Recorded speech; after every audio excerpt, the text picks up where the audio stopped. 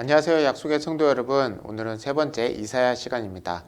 이사야는 여러분들이 알다시피 성경책으로도 꽤 많죠. 그래서 오늘도 좀 긴 시간이 되지 않을까 싶습니다. 첫 번째 엘리야 시간만큼 길 수 있으니까 여러분 혹시 너무 길다고 생각하시는 분은 잠시 멈췄다가 쉬시고 그리고 다시 또 들어주시기 바랍니다. 늘 우리 약속교회 양육가정 성경 공부 열심히 해주셔서 감사하고요. 이번 주에 한 가지 조금 문제가 있었다면 문자를 못 받으신 분이 한 50분 정도 되시는 것 같아요. 저희가 대략 한 1000분 정도에게 문자를 보내고 있는데요. 그 중에 한 50분 정도가 일시적인 문제로 문자를 못 받으셨습니다. 그 이후에 금요일쯤 저희가 알게 돼서 다시 문자를 보내드렸습니다. 혹시 문자 받는다던가 영상 보실 때 문제점이 있다면 그 문자 받아보시는 전화번호가 교회 전화번호입니다. 교회로 문의해 주시면 저희가 그 적절하게 잘 대처해 나가도록 하겠습니다. 그리고 앞으로 우리 영상과 또 여러 가지 일에 큰 문제 없도록 함께 기도하면서 준비했으면 좋겠습니다. 오늘 이사야는요 4개의 차례로 진행하도록 하겠습니다. 첫 번째 이사야의 소명, 히스기야와 이사야, 그 다음에 메시아의 노래, 구원의 노래입니다. 자, 복습도 해볼까요? 여러분 이제 세 번째인데 익숙해지시죠? 제일 쉬운 숫자가 기원전 1000년입니다. 다윗이 왕으로 등극했을 때죠. 그리고 나라가 나뉘어질 때가 기원전 922년입니다. 이제 세 번째 시간 됐으니까 이 두 개의 숫자는 외우셔야 되는데 북이스라엘이 멸망한 시기가 BC 722년 그리고 남유다가 망했을 때가 586년입니다. 그러면 오늘 다루는 이사야는 언제 활동한 선지자인가? 우시야 히스기야 때입니다. 보시면 남유다에 우시야 히스기야가 있죠. 그때가 이사야가 활동할 때입니다. 지난번에 다뤘던 호세아하고 시간이 좀 겹치죠? 맞습니다. 북이스라엘 멸망하던 그 호세아 왕 때 남유다에는 히스기야가 다스리고 있었습니다. 그러니까 지난번 722년에 망하던 그때의 아수르의 침공이 히스기야에도 고스란히 남겨 있습니다. 그럼 그 이후에는 어떻게 했을까요? 계속 침공을 당했죠. 그런 상황입니다. 그래서 우리가 이사야 말씀을 읽을 때는 마음에 좀 기억해야 될 건 그 당시 때쯤에 북이스라엘 멸망할 만큼 중동 지방에 아수르의 침공이 너무나도 맹렬했다라는 걸 꼭 기억해 주시기 바랍니다. 오늘 히스기야와 관련된 내용이 있다 보니까 이곳은 예루살렘입니다. 저도 가본 적이 없습니다. 여기 영어로 쭉 써져 있지만 가운데 보면 여러분 잘 아시는 거 있어요. 황금돔 사원이죠. 중앙에서 약간 오른쪽에 보면 노란색의 돔으로 된 성당이 있습니다. 이슬람 성전이에요. 안타깝게도 그곳이 우리가 늘 잘 아는 예루살렘의 모습인데 왼편에 빨간색 동그라미 친 부분 있죠. 거기가 아주 옛날 다윗이 성을 지었던 곳, 그래서 다윗의 성전이라고 불리는 영역입니다. 그래서 시티 오브 데빗 이렇게 돼 있는데요. 제가 이걸 왜 보여주냐면 그곳에 히스기야의 흔적이 있습니다. 뭐냐면 영어로 써져 있지만 히스기야의 수로, 터널이라고 하는데요. 아까 본 그 다윗성 부분입니다.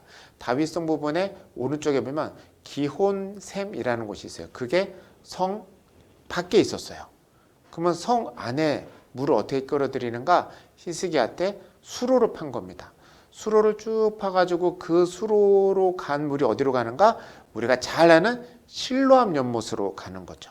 그 실로암 연못이 지금 이렇게 되어 있다라고 합니다. 사실 저도 직접 가서 보고 한 건 아니고 인터넷으로 찾아서 보는 거다 보니까 여러분들에게 아주 당당하게 더 자세히 설명은 좀 못 해드릴 것 같아요. 지금 이 사진이 여러분 영상의 배경으로 되어 있는 겁니다. 제가 이걸 왜 보여주는가? 여러분 오늘 성경 공부에서 아주 자세히 다루진 않겠지만 히스기야 때 아수르의 침공을 받습니다. 그러면 맹렬한 침공을 받았을 때 물이 없으면 어떻게 될까요? 금방 항복을 해야 되겠죠. 그런데 히스기야는 저 성 밖에 있는 기온샘부터 성 안쪽으로 수로를 파서 오랫동안 항전을 할 수 있는 그런 기반을 마련했다라는 게 성경에도 기록이 돼 있고 그 다음에 역사적으로도 발견이 되었다라는 이야기입니다. 자, 그러면 이제 우리 이사야의 소명으로 시작해 보도록 하겠습니다. 이사야 1장 1절입니다. 유다 왕 우시아와 요담과 아하스와 히스기야 시대에 아모스의 아들 이사야가 유다와 예루살렘에 관하여 본 계시라. 1장 1절 시작하는데 왕 이름이 4명이 나옵니다. 우시아, 요담, 아하스, 히스기야입니다. 이사야는 언제 활동했는가? 우시아 왕부터 히스기야 왕 때까지입니다. 그리고 사실 이사야의 죽음에 대해서는 그 이후에 언제라고 하는데 그게 명확하진 않습니다. 그래서 이사야와 동시대 선지자들이 있어요. 북이스라엘은 호세아, 남유다는 미가입니다. 그래서 저희가 자세히 다루진 않겠지만 여러분 미가서를 읽어보면요. 이사야를 마치 요약해 놓은 것 같은 이야기가 많습니다. 그리고 호세아하고 동시대에 있다는 건 꼭 기억할 게 북이스라엘 멸망할 정도로 아주 맹렬한 침공이 있었고 남유다도 겨우 살아남았다라는 걸 꼭 기억하셨으면 좋겠습니다. 여러분 이후에 다루겠지만 많은 분이 알고 계시죠? 히스기야 왕 때 아수르의 침공으로 인해서 예루살렘만 남았고 그로 인해서 예루살렘도 정말 처참하게 어려움을 겪었죠. 그러다 갑작스럽게 하룻밤 만에 수많은 군대가 죽고 도망가면서 구원을 받았다라는 게 이제 큰 대목으로 남겨 있습니다. 그때가 이스라엘의 그 히스기야 왕 때고 이사야가 활동할 때입니다. 그러니까 우리 지금으로 따지면 어떻게 하냐면 이사야는요 정말 나라가 멸망할 만큼 큰 위기가 있었을 때 활동한 선지자다라고 생각하시면 됩니다. 오늘 역사적인 배경을요 좀 왕과 함께 좀 살펴보겠습니다. 우시아 왕부터 시작했다고 그랬죠. 그럼 우시아 왕은 어떤 왕인가? 역대하 26장이 이렇게 기록합니다. 우시아가 그의 아버지 아마샤의 모든 행위대로 여호와 보시기에 정직하게 행하여 정직하게 행했는데 아버지를 따라했대요. 그러면 2대에 걸쳐서 정직한 거죠. 그럼 얼마나 행복하겠어요? 19절에 이렇게 얘기합니다. 우시아가 손으로 향로를 잡고 분향하려 하다가 화를 내니 그가 제사장에게 화를 낼 때 여호와의 전 안 향단 곁 제사장들 앞에서 그의 이마에 나병이 생긴지라. 우시아는 크게 두 가지로 기억을 할 수 있는데 하나는 참 좋은 왕이었다라고 하는 겁니다. 2대에 걸쳐서. 그런데 그 왕이 말년에 왕이 제사를 지내면 안 되거든요. 근데 제사를 지내려고 향을 붙잡았다가 그래서 문제가 생겨요. 그래서 이마에 나병이 났다. 왕이 나병 나면 어떻게 될까요? 그러면 큰 문제가 생겼죠. 나병이 걸렸으면 부정한 자라 격리돼야 되는데 왕이 나병 걸렸으면 어떻게 됐겠어요? 예, 큰 문제가 있었습니다. 그런 왕이었어요. 그럼 그때 나라 상황이 어떻게 됐는가 좀 살펴보겠습니다. 지도인데요. 이스라엘의 확장기입니다. 우시아 왕이었고요. 그 다음에 북이스라엘은요 여로보암 2세였어요. 아시리아는요 쇠퇴기였어요. 이게 무엇을 의미하는가? 외세 중에 가장 극악했던 아시리아가요 쇠퇴기를 겪고 있는 그때에 북이스라엘은 여로보암 2세고 유다 왕은 우시아였어요. 그래서 확장하게 됩니다. 어디까지 확장하는가? 자, 북이스라엘은 멸망했으니까 남유다만 보겠습니다. 빨간색 동그라미가 예루살렘이에요. 예루살렘에서 밑으로 보면 염해가 보이죠. 사해입니다. 그리고 아라바를 따라 가네스바를 따라 쭉 가면 맨 밑에 엘랏이라는 곳이 있는데 제가 지도를 크게 보려고 좀 잘랐어요. 거기가 보면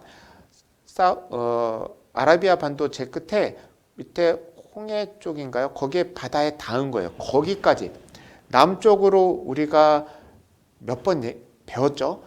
남쪽 끝이 어디예요? 부엘세바였죠. 근데 지금 보면 부엘세바보다 한참 아래까지 내려간 거예요. 뭐냐면 우시아가 북쪽으로는 북이스라엘이 있으니까 남쪽 그리고 동쪽 서쪽으로 영토를 확장한 겁니다. 왜? 아수르의 침공이 쇠퇴기 때문에 좀 없었거든요. 그러니까 나라가 부강해지고 확장할 때였습니다. 우시아는 그렇게 나라가 확장할 때였어요. 그럼 그 다음에 요담과 아하스 때는 어떻게 되는가? 아하스 왕이 될 때 나이가 20세라 젊은 나이죠. 예루살렘에서 16년간 다스렸으나 그의 조상 다윗과 같지 아니하여 그의 하나님 여호와 보시기에 정직히 행하지 아니하고 다윗과 같지 않대요. 그러면 좀 안 좋은 얘기죠. 이스라엘의 여러 왕의 길을 행하며 또 여호와께서 이스라엘 자손 앞에서 쫓아내신 이방 사람의 가증한 일을 따라 자기 아들을 불가운데로 지나가게 하며. 여러분, 다른 신보다 이 자기 아들을 불가운데로 지나가게 했다, 이런 표현이 성경에서 나오면 그때는 진짜 도저히 되돌아없을 만큼 정말 최악의 때다, 이렇게 생각하시면 됩니다. 그럼 거기서 끝나는가? 참 표현이 대단합니다. 한번 읽어볼까요? 시작. 또 산당들과 작은 산 위와 모든 푸른 나무 아래에서 제사를 드리며 분향하였더라. 자, 뭐래요? 모든 푸른 나무 아래에서 제사를 드렸대요. 그만큼 어떻게 돼요? 이방신을 섬겼다는 겁니다. 그럼 그때 나라는 부강했을까요? 어떻게 됐을까요? 아하스 때인데요. 아시리아의 침공이 있었습니다. 이게 지난번에 봤던 거예요. 디글랏 빌레셋 3세입니다. 북이스라엘은 멸망하기 10년 전이에요. 그때 침공이 있었는데 유다가 보세요. 블레셋이 더 강성해지고 유다는요. 유다가 봤을 때 서쪽 지역 그 해안가의 영향권이 없어져 버렸습니다. 그리고 남쪽으로도요. 브엘세바 밑으로 많이 축소됐고요. 북쪽도 마찬가지고요. 아시리아가 다시 부강해지기 시작할 때가 디글랏 빌레셋 3세 때쯤부터거든요. 그러면서 북이스라엘은요. 나라가 멸망할 정도의 침공을 받았고요. 남유다도 영토가 확 줄어듭니다. 이러니 어떻게 될까요? 하나님께 정직했던 왕 때는 부강했다가 하나님께 죄를 짓던 왕 때는 쇠퇴할 때입니다. 반대로 봐도 좋아요. 여러분, 이거를 어떤 게 원인이고 어떤 게 결과인가, 여러분 믿음이 봤을 때 에이 어떻게 외국의 일과 그 종교적인 걸 연결할 수 있어 라고 한다 하더라도 이 성경이 우리에게 주는 교훈이 있어요. 뭐냐면 어려울 때 누구를 찾아갔는가를 보여주는 겁니다. 어려움을 겪었을 때 하나님을 찾아간 왕들은 하나님께서 기회를 주신다는 거예요. 그러나 어려울 때 더 산당으로 가고 자기 아들을 불살르고 했던 왕들은 더욱더 쇠퇴기로 간다. 그거는 분명하게 성경에서는 우리가 읽어볼 수 있습니다. 여러분, 그것을 제일 잘 보여주는 게 히스기야 왕입니다. 자, 이제 히스기야 왕 때를 보겠습니다. 엘라의 아들 호세야 제3년에 유다 왕 아하스의 아들, 좀 전에 봤던 아들을 불가운데로 보냈던 그 아하스의 아들 히스기야가 왕이 되었습니다. 그럼 히스기야는 어떻습니까? 자, 3절 함께 읽겠습니다. 시작! 히스기야가 그의 조상 다윗의 모든 행위와 같이 여호와께서 보시기에 정직하게 행하며. 여러분, 구약에서 다윗처럼 정직하게 행했다. 그거는 정말 최고의 찬사입니다. 그래서 어떻게 했는가? 그가 여러 산당들을 제거하며 주상을 깨뜨리며 아세라 목상을 찍으며 모세가 만들었던 놋뱀을 없앴다입니다. 여러분, 그 산당 누가 만들었어요? 자기 아버지가. 그거 싹 제거했다는 겁니다. 근데 놀라운 표현이 있어요. 모세가 만들었던 놋뱀을 이스라엘 자손이 이때까지 향하여 분향하였으므로 그것을 부수고. 여러분, 혹시 잘 기억나십니까? 놋뱀이 왜 생겼어요? 하나님께 불순종하던 자들을 벌하기 위해서 이제 불뱀을 보내셨죠. 불뱀에 물려서 죽게 됐으니까 어떻게 해요? 놋뱀을 높이 달았죠. 그 놋뱀을 바라본 자는 병이 고쳐졌죠. 그 놋뱀이에요. 그러면 하나님을 섬겨야 되는데 그 하나님은 관심 없고 그 놋뱀, 그거를 또 우상을 삼면서 했다라는 겁니다. 참 대단한 창의력이죠. 자, 5절입니다. 히스기야가 이스라엘 하나님 여호와를 의지하였는데 그의 전후 유다 여러 왕 중에 이러한 자가 없었다. 대단하죠. 최고로 하나님을 의지했다고 합니다. 그 다음이 더 대단해요. 6절 함께 읽겠습니다. 시작. 곧 그가 여호와께 연합하여 그에게서 떠나지 아니하고 여호와께서 모세에게 명령하신 계명을 지켰더라. 하나님하고 아예 연합이 됐대요. 떠나지 않았대요. 이런 표현을 받는 게 참 얼마나 멋질까요? 여러분, 우리 모두도 이렇게 사실 수 있길 바랍니다. 그래서 어떻게 됐어요? 7절 함께 읽겠습니다. 시작. 여호와께서 그와 함께 하심에 그가 어디로 가든지 형통하였더라. 저가 아수르 왕을 배반하고 섬기지 아니하였고. 자, 이렇게 됐다는 거예요. 하나님을 의지했고요. 연합했고요. 항상 함께 했대요. 그랬더니 하나님이 그와 함께 하셨고 형통했다라고 합니다. 그래서 어떻게 해요? 아수르 왕을 배반했다라고 하는 겁니다. 이 배반은 무슨 의미냐면 그 당시 강대국인 아수르에게 조공을 바쳐야 됐고 이렇게 주종 간의 관계가 되는 거죠. 나라 사이에도. 우리 옛날에 우리 역사에서도 참 안타까운 일들이 많았잖아요. 그런 일들이 있었다라고 하는 겁니다. 그런데 기억해 보세요. 배반하면 뭐가 따를까요? 그렇죠. 자기 아버지 아하스 왕 때 영토를 많이 뺏겼어요. 그렇죠? 그리고 그 디글라빌레스의 3세 이후 10년 후에 결국 북이스라엘은 722년에 망합니다. 그 망하는 걸 누가 봐요? 히스기야가 봐요. 그런 상황에서 하나님을 따르고 아수르를 대항했다라고 하는 이야기입니다.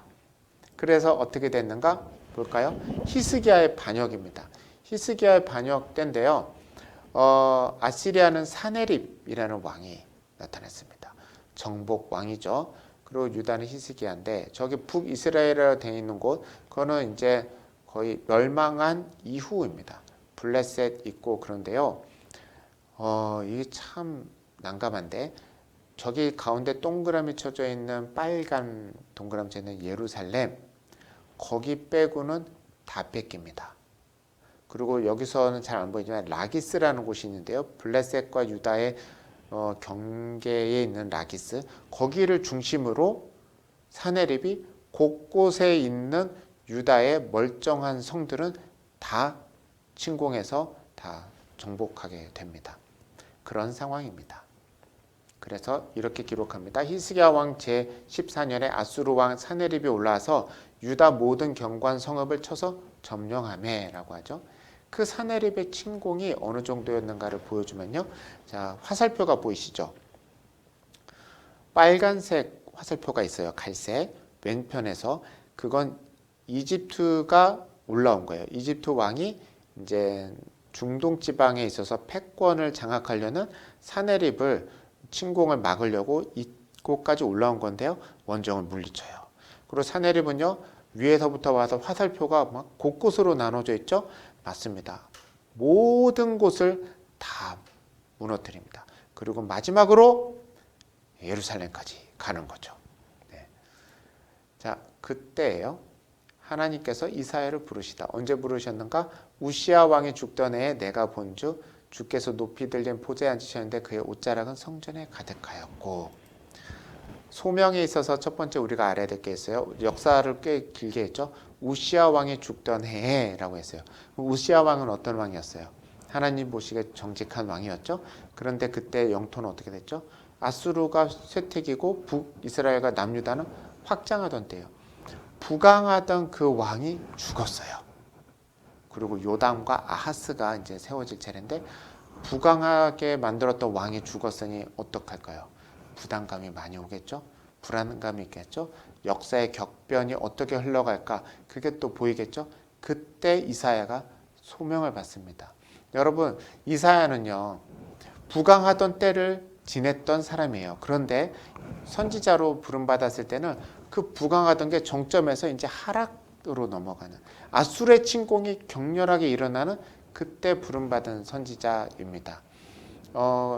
하나님의 말씀이 선포될 때 이사야를 통해서 많은 구원의 말씀이 선포됐죠.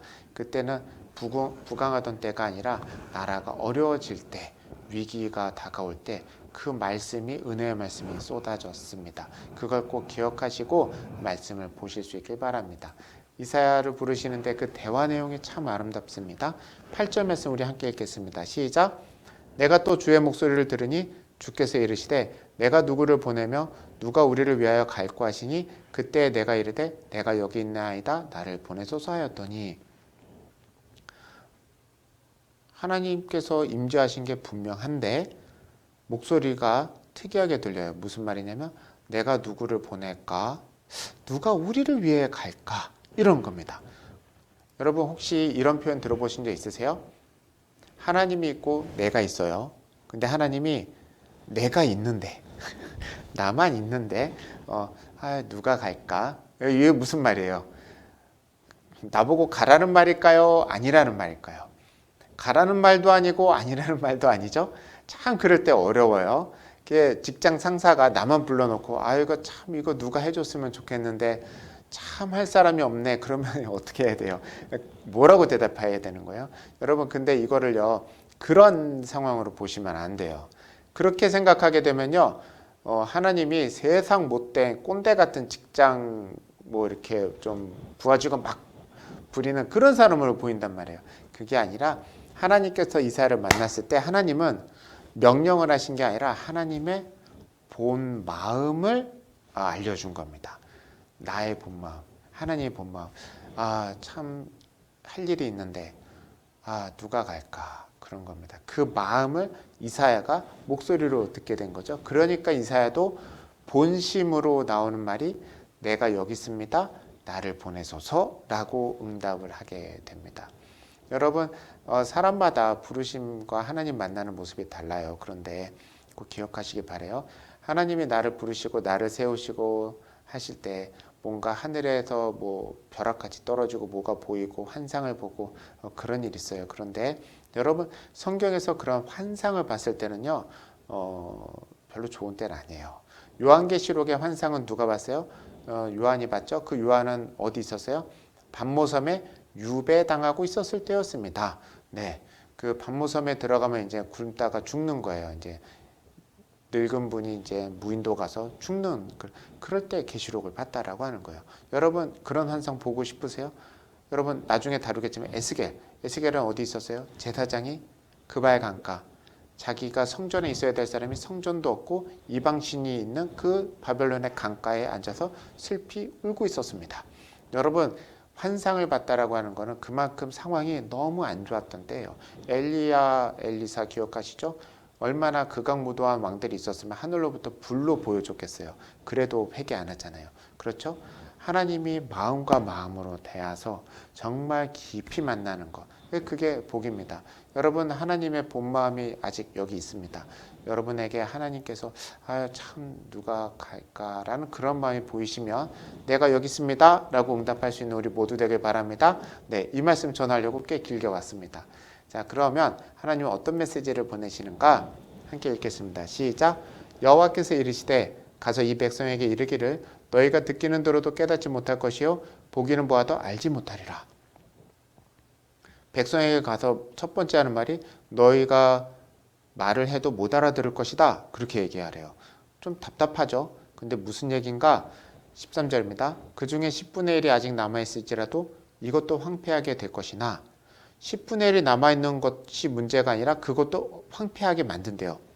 밤나무 상수리나무가 배임을 당하여도 그루터기로 남아있는 것까지 거룩한 씨가 이 땅에 그루터기니라 하시더라. 그루터기가 있다라고 하는 거예요. 그루터기라는 표현이 여기서 좀 나오는데요. 나무가 웅창한 숲에 가서 그렇게 사람이 많은 데 가서 아무리 말을 전해도 다 못 알아듣는다는 거예요. 그런데 다 베어져 나갈 거라는 거예요. 근데 곧 남은 그루터기가 있다는 거예요.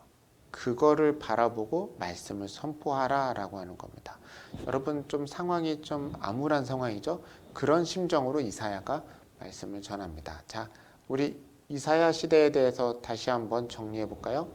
우시야 이후에 아하스는 쇠퇴기였어요. 그리고 죄를 지었어요. 히스기야는 부흥기였어요. 그리고 그루터기를 향한 메시지, 그게 이사야 시대입니다. 자, 이제 이사야 시대에 놀라운 일들이 있었던 히스기야가 있습니다. 자, 첫 번째가요. 사네립의 침공에서 구원인데요. 왕하 19장 6절 함께 읽겠습니다. 시작. 이사야가 그들에게 이르되 너희는 너희 주에게 이렇게 말하라. 여호와의 말씀이 너는 아수르 왕의 신복에게 들은 바 나를 모욕하는 말 때문에 두려워하지 말라. 제가 확 줄였습니다. 이전에 무슨 일이 있었는가? 사네립이 침공했다고 그랬죠. 사네립이 하나하나 도시를 침공하는 거예요. 지금 우리나라로 따지면 부산, 목포, 광주, 대전 다 이렇게 침공해서 다 이제 아수르의 영역이 됐어요. 그리고 서울만 남았어요. 그러면 빨리 침공해서 딱 멸망시키면 좋겠는데 사네립이요. 사람을 참 힘들게 만들었어요. 어떻게 했냐면 지금 우리나라로 따져서 서울에 사람을 보내는 거예요. 아수르의 사람을. 그래서 사람들한테 왕한테 가서 얘기하는 게 아니라 사람들한테 소리를 지릅니다. 지금으로 따지면 방송으로 막 하는 거죠. 그것도 우리나라 말로. 너희들은 망할 것이다. 사네립에게 항복하면 살 것이다. 그러면서 나라를 다 흔드는 겁니다. 여론을 흔드는 거죠. 그렇게 할 때에 히스기야가 두려워한 마음 가운데 이사야에게 나갑니다. 그랬더니 이사야가 하는 말 두려워하지 말아라. 이게 첫 번째 말이에요. 두 번째 예언이 있는데요. 7절입니다. 함께 읽겠습니다. 시작. 내가 한 영을 그의 속에 두어 그로 소문을 듣고 그의 본국으로 돌아가게 하고 그는 그의 본국에서 그에게 칼에 죽게 하리라 하셨느니라. 지금 참 답답한 이야기를 하는 거죠. 밖에는 수십만 군이 와 있고 정말 수많은 도시가 다 무너졌는데 뭐 갑자기 돌아가서 죽게 한다라고 해요. 그런데 그게 19장 7절이죠. 35절입니다. 같은 장 35절이에요. 이 밤에 여호와의 사자가 나와서 아수르 진영에서 군사 18만 5천 명을 친지라. 아침에 일찍 일어나 보니 다 송장이 되었더라. 자, 성경의 기록입니다. 그리고 그 다음날 됐더니 뭔가 이상해요. 이상하다 싶어서 가봤더니 모든 군인이 다 죽었다라는 거예요. 그렇게 됐고 사내립은 도망갔습니다. 어떻게 된 걸까? 자, 그러면 역사의 흔적들을 한번 살펴보도록 할게요. 이건 성경의 이야기를 줄인 겁니다. 사내립인데요. 유다를 침공하고 수도를 니느웨로 이전했대요. 니느웨 어서 많이 들어보셨죠? 요나서 그 니느웨입니다. 라기스에 주둔하면서 예루살렘 침공했는데 처음에는 히스기야가 금 30달란트, 은 300달란트를 조공을 바쳤어요. 그런데 그 이후에 예루살렘 점령하겠다고 선언하면서 막 조롱을 하는 거예요. 그때 이사야가 예언을 합니다. 그리고 나서 18만 5천 명 다 죽고 조용히 돌아가요. 그 다음에 아들들한테 살해를 당합니다. 그럼 여기서 수많은 사람들이 궁금해하는 게 있어요. 도대체 왜 수많은 사람이 죽었고 왜 돌아갔을까? 역사적으로 그거를 많이 찾아봤는데 크게 두 군데죠. 헤로도토스라고 하는 이제 고대 역사를 지은 역사가인데요. 그는 이렇게 얘기해요. 전염병이다. 그리고 재미난 표현인데요. 갑작스럽게 쥐떼가 나타나서 무기를 갉아먹었고 뭐 그런 표현을 해요. 근데 좀 너무 좀 이상하죠? 어쨌든 이후에 요세푸스라는 또 역사가가 전염병이다 그래요. 그리고 헤로도토스가 말한 쥐떼는 너무 좀 이상하다라고 표현을 합니다. 어쨌든 요세푸스하고 헤로도토스의 역사 기록에 따르면 전염병이 있었다라고 봅니다. 혹 어떤 학자는 이집트에 침공이 있었다라고 하는데 그거는 또 그렇게 또 잘 맞는 표현도 아닙니다.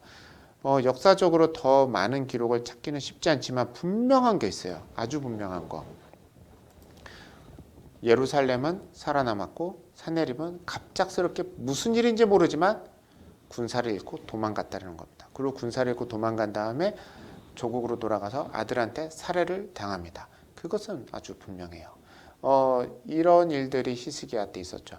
여러분 아하스하고 우시야가 원인과 결과인 측면에서 나라가 잘 돼서 하나님을 따르고 우시야가 아하스는 나라가 잘못돼서 하나님을 버렸다라고 볼 수는 없는 겁니다. 왜냐하면 히스기야 때문에 그래요. 나라가 절체절명의 가장 최악의 상황에 있었을 때 믿음으로 붙잡고 있었던 사람에게 하나님은 정말 놀라운 기적을 보여주셨습니다. 여러분 그러니 역사와 신앙을 같이 봤을 때 어떤 분은 원인과 결과를 이렇게 봐도 되냐 이렇게 보면 안 되냐 할 수 있지만 성경이 우리에게 주는 역사의 교훈은 단 한 가지입니다. 어려울 때일수록 주님께 나아라 라는 겁니다. 자, 그리고 또 하나가 있습니다. 15년을 더 사는 일이 있죠. 히스기야 이 일 후입니다. 너는 돌아가서 내 백성의 주권자 히스기야에게 이르기를 왕의 조상 다윗의 하나님 여호와의 말씀이 내가 내 기도를 들었고 내 눈물을 보았노라. 내가 너를 낫게 하리니 내가 3일 만에 여호와 성전에 올라가겠고 내가 내 날에 15년을 더할 것이며 너와 이 성을 아수르 왕의 손에서 구원하고 내가 나를 위하여 또 내 종 다윗을 위함으로 이 성을 보호하리라 하셨더라 입니다.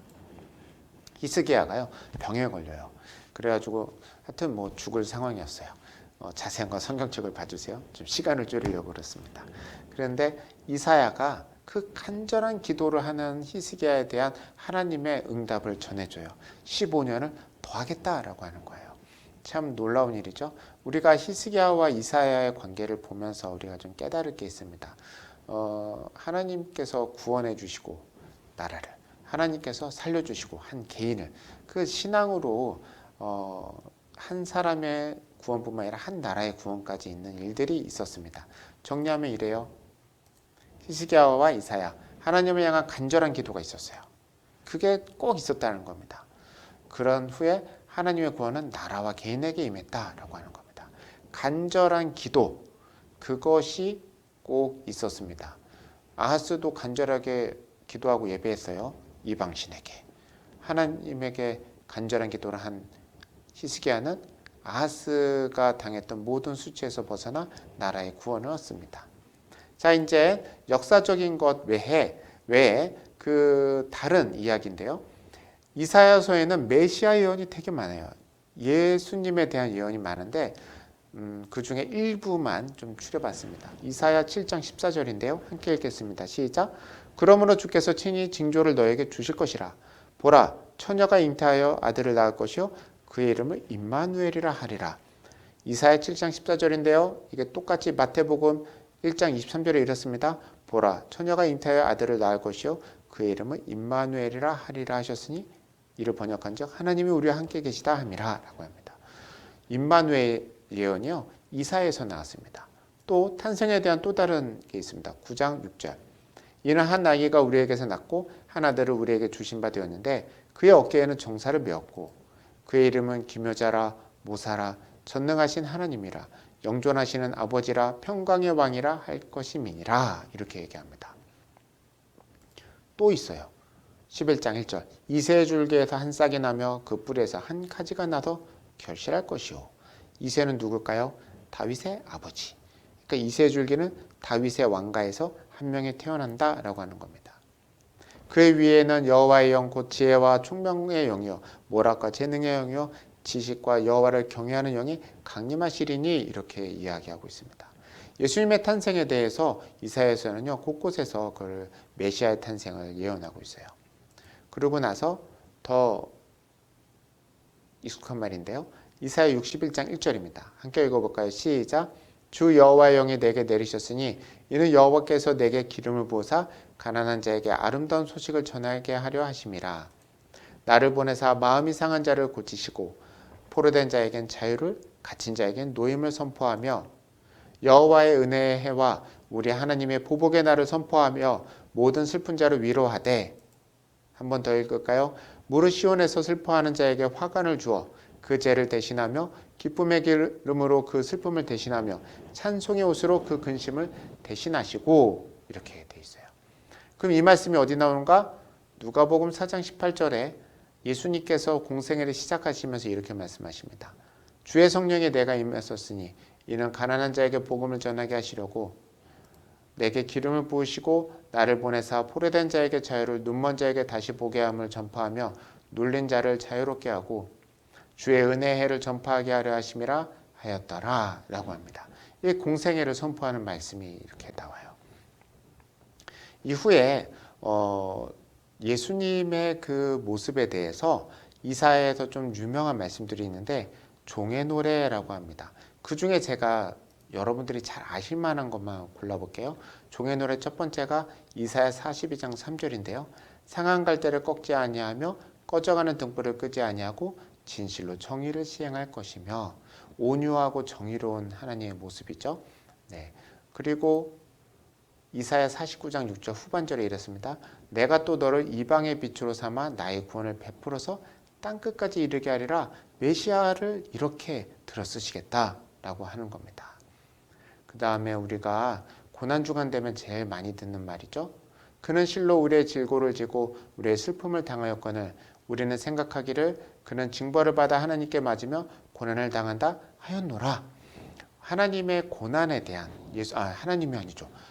예수님의 고난에 대한 예언입니다. 이어서 나오죠. 그가 찔림은 우리의 허물 때문이요 그가 상함은 우리의 죄악 때문이라. 그가 징계를 받음으로 우리는 평화를 누리고 그가 채찍을 맞음으로 우리는 나음을 받았도다 라고 합니다.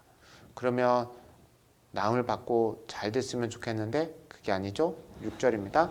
우리는 다 양 같아서 그릇 행하여 각기 제 길로 갔거늘 여호와께서는 우리 모두의 죄악을 그에게 담당시키셨도다 라고 합니다. 이게 종의 노래예요. 메시아가 우리의 모든 슬픔과 고통을 지시고 대속하신다라고 하는 메시지가 담겨 있죠. 그래서 이사야가 예언한 메시아는 다윗의 자손이에요. 왕으로 오시죠. 하나님 나라를 얘기해요. 그리고 이방의 빛, 속죄와 고통 이거를 이야기를 하고 있습니다. 자, 그리고 또 하나 구원의 노래라고 하는 게 있어요. 자, 구원의 노래를 하기 전에 혹시 여러분들 중에 제2 이사야서라는 이야기를 혹시 들어보신 적 있으세요? 이사야서를 읽다 보면 66장이죠. 근데 처음부터 쭉 읽다 보면 40장부터 갑자기 내용이 확 바뀝니다. 1장부터 39장은 이사야가 이스라엘 역사 가운데 있는 히스기야와 관련된 이야기, 그리고 유다와 북이스라엘뿐만 아니라 저 여러 나라의 심판 메시지가 가득 담겨 있어요. 그러다 40장이 딱 되면 갑자기 구원의 노래들이 은혜로운 말씀이 다 있습니다. 그래서요, 이사야서를 여러분 읽는데 부담스러우면 40장부터 읽어보세요. 은혜의 말씀들이요 켜켜이 쌓여 있습니다. 그래서 사람들이 생각한 거예요. 이상하다. 이게 너무 다르지 않느냐라고 해서 학자들이 이거 좀 나눠서 보자라고 해서 앞에 건 제1 이사야, 뒤에 건 제2 이사야라고 한 거예요. 그러면 이사야가 2명이냐? 그게 아니라 이사야 1명과, 근데 이사야 혼자 활동하지는 않았거든요. 여러분, 우리 교회도 담임 목사님 혼자 하시는 게 아니라 부목사들이 있고 여러 리더십들이 있잖아요. 그런 것처럼 이사야와 그를 따르는 수많은 사람들이 함께 있었어요. 또 미가도 비슷한 말을 하잖아요. 그러니까 그 한 마음으로 이 이사야서를 저술해 나가는 그 모든 과정 가운데 어떤 한순간 막 받아쓰기 한 게 아니라 여러 과정들을 모아서 이렇게 썼다. 그러나 이 전체가 이사야서인 거는 맞다라고 하는 겁니다. 그래서 여러분 제2 이사야서라고 해가지고 너무 겁먹지 마세요. 그냥 학자들이 갑자기 이야기가 바뀌는데 요거는 다른 책 같아 보인다라고 하는 생각으로 붙인 별명입니다. 네, 가끔 그래요. 뭐 제3 이사야도 있고 뭐 있고 하니까 뭐 성경이 이렇게 된 거 아니냐? 예, 그런 건 아닙니다. 다 그래서 학자들이 그런 거 다 한 다음에 결론, 이사야서는 하나고 하나로서의 온전한 메시지를 가지고 충분히 우리에게 좋은 메시지를 전달하고 있다라고 하는 겁니다. 그런데 특이하긴 특이해요. 자, 40장 1절부터 우리 한번 읽어보도록 할게요. 너희 하나님이 이르시되 너희를 위로하라, 내 백성을 위로하라. 39장을 보세요. 분명 심판이 줄줄줄 오다 갑자기 40장 1절부터 너희는 위로하라. 누구요? 내 백성을 위로하라 라고 합니다. 2절입니다. 너희는 예루살렘의 마음에 닿도록 말하며 그곳에게 외치라. 그 노역의 때가 끝났고 죄악이 사함을 받았노라. 그 모든 죄로 말미암아 여호와의 손에서 벌을 배나 받았느니라 할지니라. 무슨 얘기예요? 여태까지 받아야 될 벌을 다 받았다는 거예요. 그리고 이제부터는 위로가 있다는 거예요. 심판이 끝났다라고 하는 이야기입니다. 그러니 누가 보더라도 마치 두 개 붙여놓은 것 같은 그런 내용이긴 합니다. 자, 31절에 볼게요. 위로하는 이야기에 이어 있어요.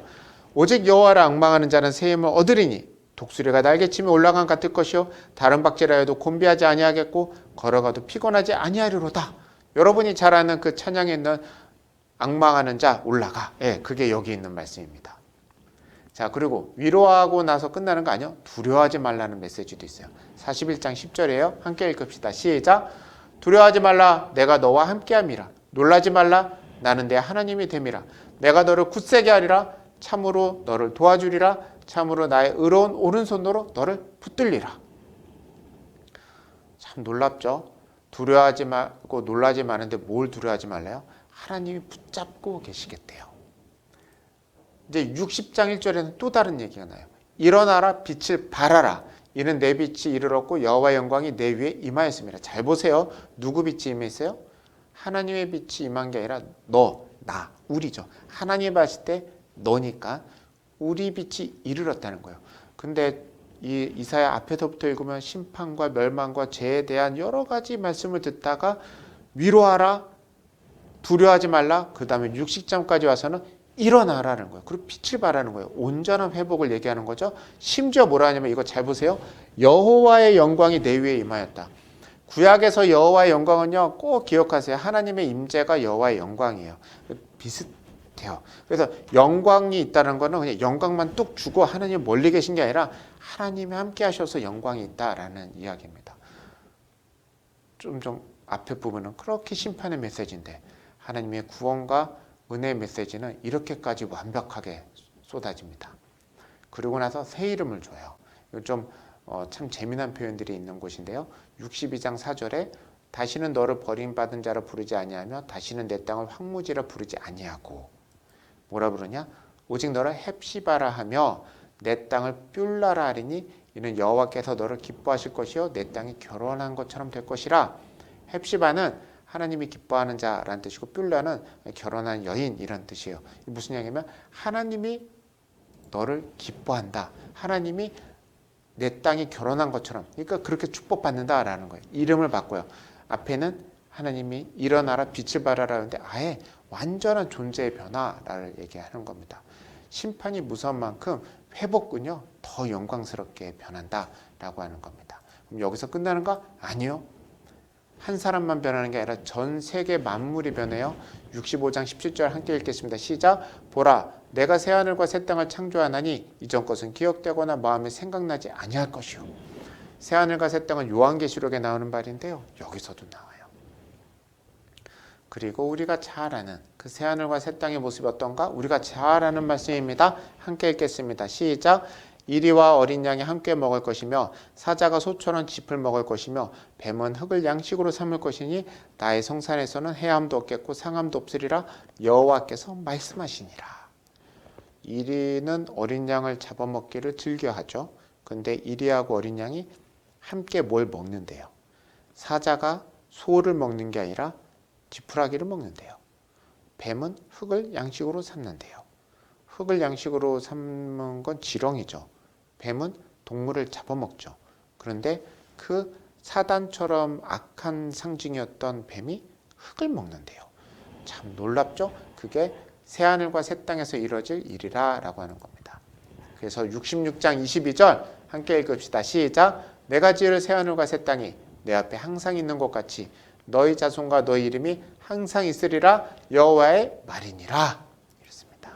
자, 이사야서의 전체적인 것을 살펴봤는데요. 이사야가 언제 부름받았죠?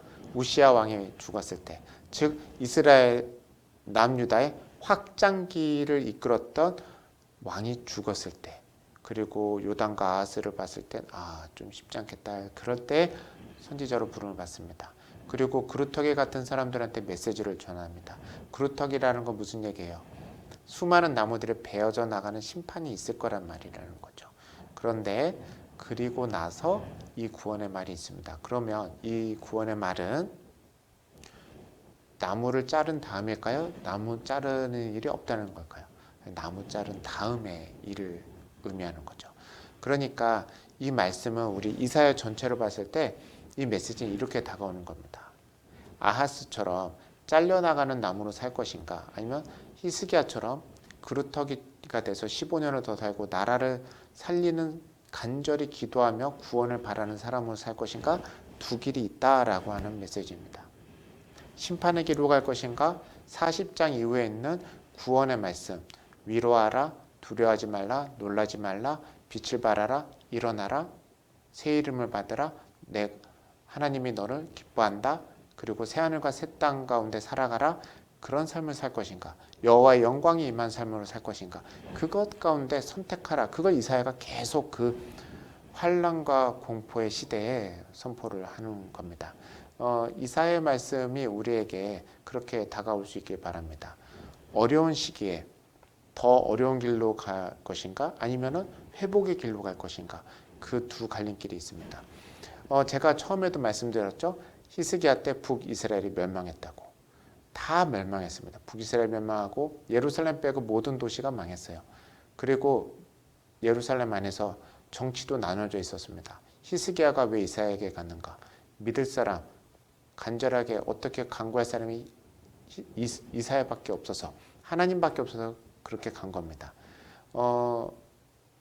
그럴 때 우리가 어떻게 살 것인가? 여러분, 코로나 이후에 참 쉽지 않은 시기를 살고 있습니다. 눈으로 보이는 거는요, 어떤 증거도 되지 않습니다. 하나님은 딱 하나 주셨어요. 말씀과 약속을 주셨습니다. 말씀과 약속을 붙잡고 살아가실 수 있길 바랍니다. 자, 이제 정리할게요. 하나님은 이스라엘을 버리고 예수 그리스도를 주셨습니다. 자, 이 말씀을 잘 들으셔야 돼요. 이스라엘을 버렸다는 것은 북이스라엘 멸망을 이야기하는 거지 지금 있는 이스라엘을 버렸다 이렇게 이해하시면 안 돼요. 역사상 있었던 북이스라엘은 멸망하고 남유다의 모든 도시가 망하고 그렇게 남유다는 멸망으로 가는 과정 가운데 있지만 그거 가운데 하나님은요 메시아에 대한 소망을 주시고 예수님에 대한 말씀과 소망을 주셨고 그리고 그곳으로 따라가는 모든 자에게 있을 놀라운 회복과 은혜의 말씀을 주셨습니다. 그것이 우리에게는요 이제 역사가 지난 다음에 은혜로서 다가왔을 뿐이죠. 자 이제 앞으로 우리는 히스기야와 같이 살아가 주시기를 바랍니다. 함께 기도드리시겠습니다.